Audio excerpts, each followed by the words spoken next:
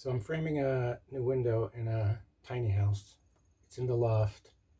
The ceiling is flat. It's made of black rubber. It gets really, really hot. It's about 100 degrees right now outside. And here it's probably around 105. So I got to add a new window. And it's going to be right behind me between these two outlets here. So it's going to be opposite where the window is, where there's a window right now. This window is a 48 by 24, and that's about all that will fit height-wise, is 2 feet high. So I'm going to add a new one in here on the opposite side to allow for like a cross current. So this is where the new window is going to be.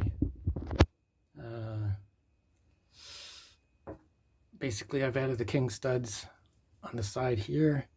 I had to improvise down here because, as you can see, there were wires running along down here. So I had to put a 2x4 on the bottom of each underneath the wires, and then a 2x6 on either side of the wires. As you know, 2x6s are really 1.5 by 5.5. So two 2x6s, 1.5 and 1.5 is 3, and then the 1/2 inch for the wire running through is 3.5, which is exactly the width of a 2x4, which is, as you know, is 3.5. So it fit in perfectly. So I had to improvise doing that. Normally that's not necessary, but again, I had the wires running down there. So that took a while. But this loft is only 4.5 feet high. So yeah, it's very narrow in here. But it gets very hot. You just put your hand up here.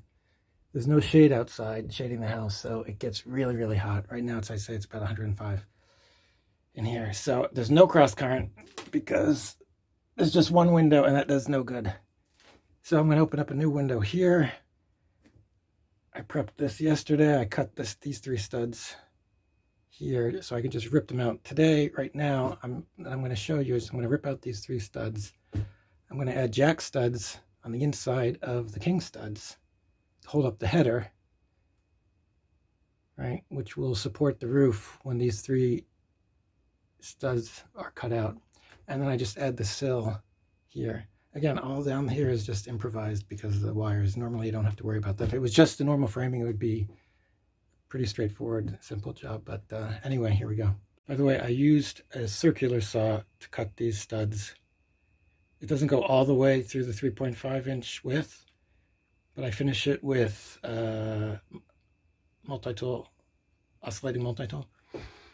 So the circular saw you have to be careful with. It's a little dangerous, but that's the way I did it. And I also used a handsaw for like the final detailing. But yeah, anyway, I prepped that yesterday, so now I'm just gonna rip these studs out and then put in the header that I made yesterday. It is too hot in here. Now comes the demo. This is not going to be fun. It's going to be loud, noisy, and I'm not really sure how to do it, but I already cut it out yesterday, made the cuts. Now it's just kind of ripping out, although it's not going to be, I don't think it's going to be that easy.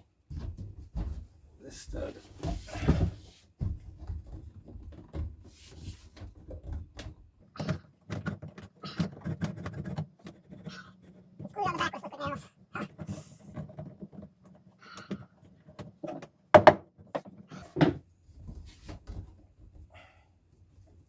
Ain't this fun?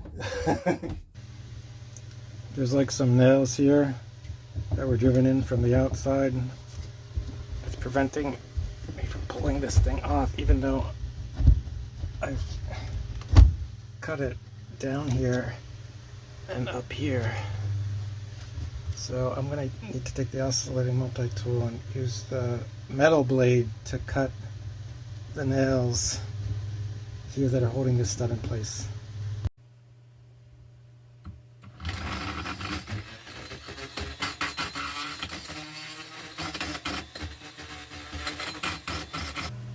After using the oscillating multi-tool to take out some nails that have been nailed in here, I've decided to go with brute force to take out the rest of the stuff. So there you go.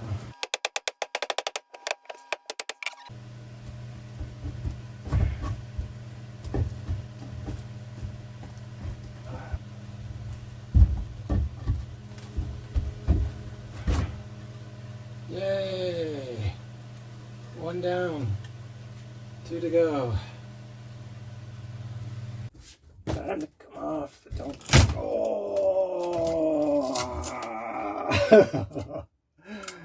Oh, I made a mess of that. Yuck. But 2 down, 1 to go.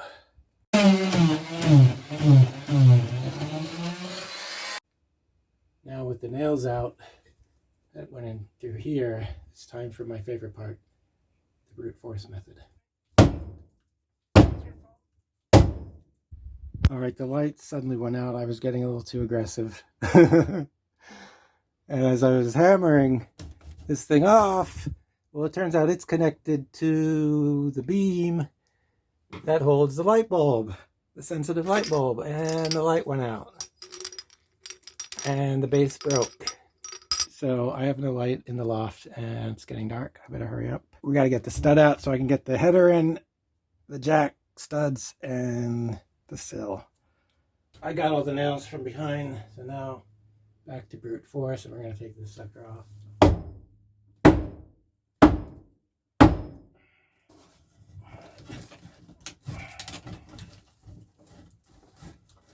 Alright, this thing's coming off. This thing's coming off.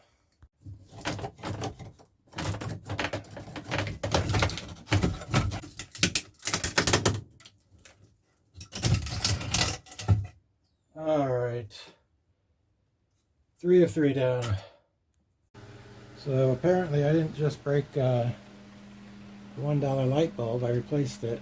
The other one busted, but apparently I blew the switch because when I press the off button, the light won't go off. I think this is like a $30–40 switch. It won't go off.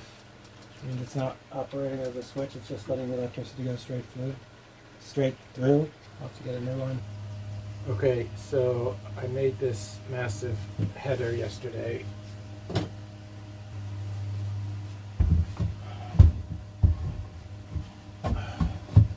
got it perfect. The fit is perfect. Oh, God.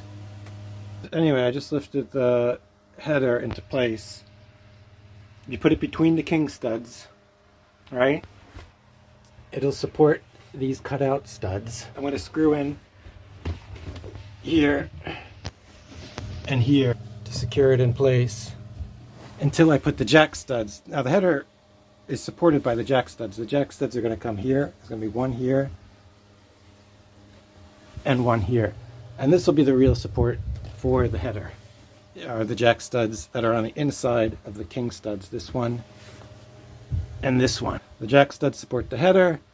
The header supports these 3 cutouts. These 3 studs, which are no longer running to the ground, you know, through the other studs on the lower floor. But since the window will be a dead space, these studs are no longer serving their function when they're cut out, so you got to put a header, which then will transfer the weight to these jack studs and then down to the ground. And now for our commercial break. Azul coconut water. This is my favorite coconut water. I got it at the Dollar Tree. Today's spot. No, I'm just kidding. This is no sponsor.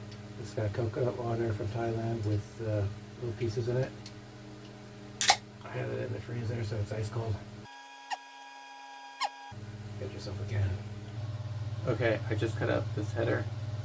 So I'm going to stick it on the inside of the king stud on this side.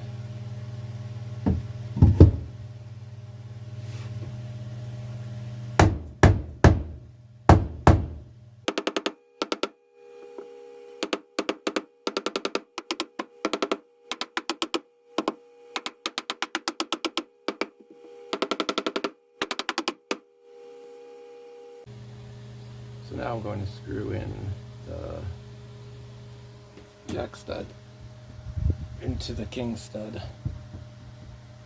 just for extra support. It's in nice and snug, but just in case, it doesn't hurt to add a little extra. It's 4-inch screws, pretty long.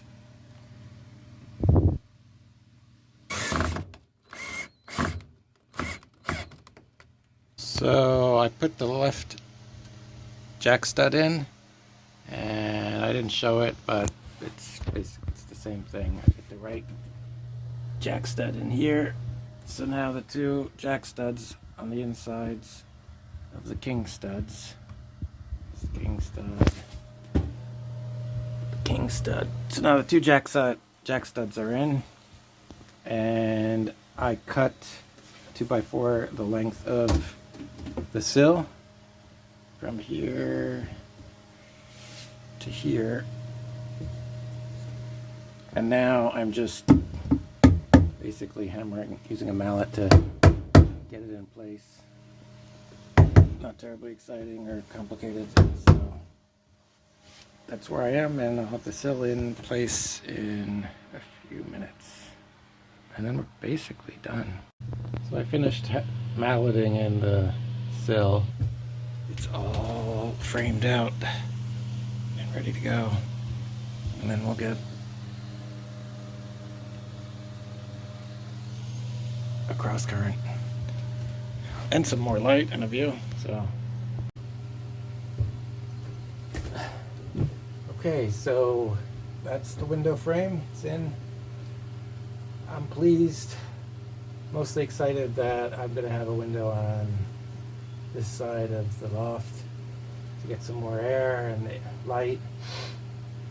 I'll also be doing the install of the window, so if you want to see that. I don't like telling people to subscribe or anything like that, but that's probably the easiest thing to do, because then when I upload the video, it'll be pop up on your homepage. So I'll also be doing a video giving a tour of the tiny house and the things I have to do in it, and there's going to be quite a few more projects to do. And this channel will not only be DIY, but then after I finish the tiny house, I'll do topics on art, philosophy, astronomy, fitness, travel, 3D vision, which I'm interested in as well. So if any of those topics you're interested in, come along for the ride.